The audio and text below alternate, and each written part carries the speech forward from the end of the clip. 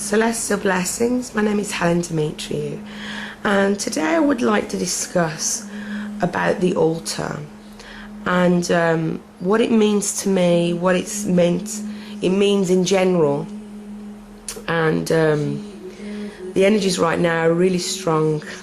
I've just performed my morning devotional. So the altar. Now, an altar can be split up into three specific purposes. So it helps you centralize your personal power. So every item on it should have a specific purpose. Don't have anything there that is not needed. You don't want it to be cluttered. Now, right now I've got my altar is set up for Mabon, so it has the energies of Mabon on there. All of these things is for a lot of the things that are here now for decoration. When I do my ritual, I will be taking a lot of those off.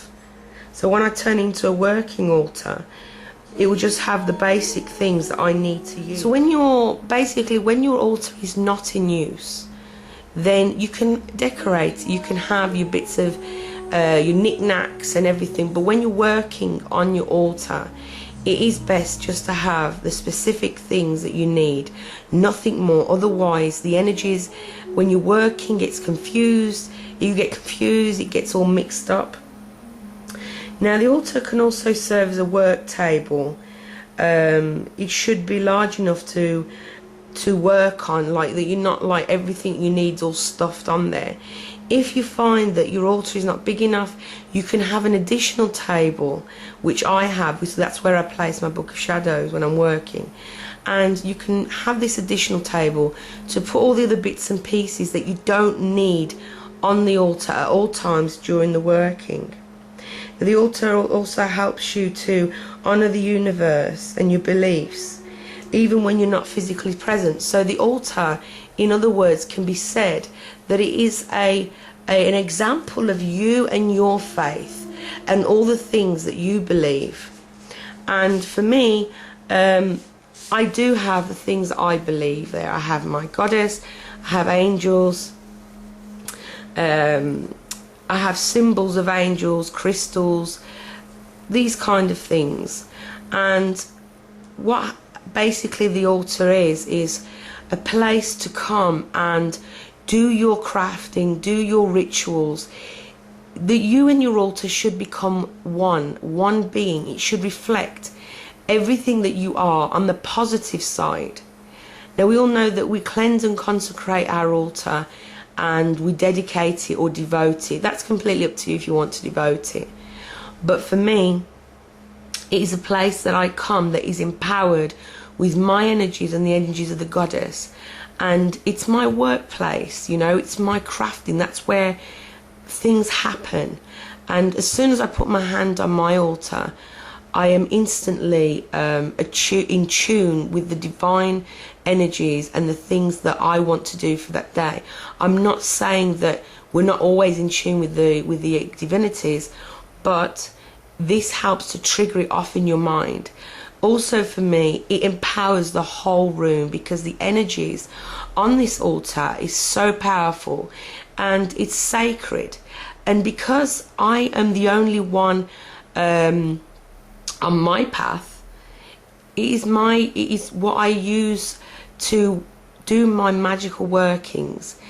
It is my tool to creating realities that I want and I need, which is healings and things like that, because I don't bother doing anything else. I do mainly things for healing, empowerment and things like that. And it's a nice base, a nice foundation, a nice place to go where you can connect with the divine. Now, it's different from a like, for example, when you say to someone build an altar to the fairies, to the angels, they just get a table and put those things on, and really that is a shrine rather than an altar, because that has not been dedicated. So unless you dedicate it to a specific belief or a specific deity or energy, it just remains a shrine, basically. So an altar is a place that you work on when you're crafting. And remember that if you're going to be working on your altar, I know we all like nice things on our altars to make it look pretty. You save that for when you're not working on it. Like now, you know, I have it decorated for Maybon. But when I do my ritual, as I said before, most of this stuff is going to go, and I'm only going to stay with the basics that I need, because I really do not want anything all frilly and getting in my way, because I have to focus on my working. So the things that you should have on your altar should be an altar cloth, if you can afford one or if you have one. You should have a bell.